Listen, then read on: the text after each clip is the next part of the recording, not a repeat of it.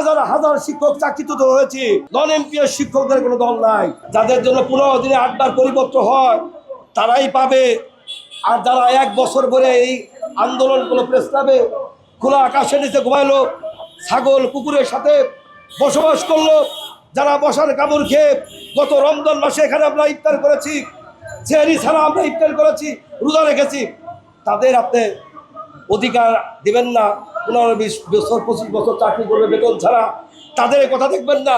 আপনি উৎসব পাতা করবেন, উৎসব করবেন। বাংলাদেশে অভুক্ত শিক্ষকদেরকে অবহেলা করে, নরেন্দ্রীয় শিক্ষকদের অবহেলা করে উৎসব আমরা মেনে নেব না। শিয়া বাটার ও ভিটামিন ই সমৃদ্ধ লিলি বিউটি সোপ, তারুণ্যময় উজ্জ্বল ত্বকের জন্য।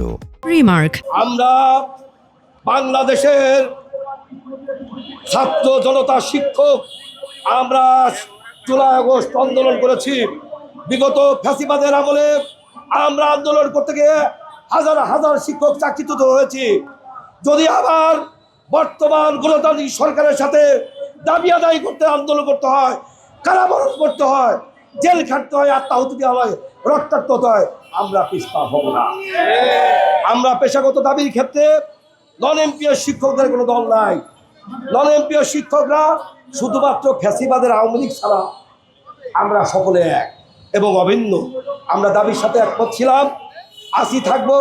মাননীয় শিক্ষামন্ত্রী মহোদয়, আপনাকে বিনয়ের সাথে অনুরোধ করব, আপনি ঈদের আগে একটা তদন্ত টিম করে ঈদের পরে 15 দিনের মধ্যে আমাদের এমপিও অন্তত 3000 প্রতিষ্ঠান, স্কুল কলেজ মাদ্রাসা 3 থেকে 4000 প্রতিষ্ঠান এমপিও দেন।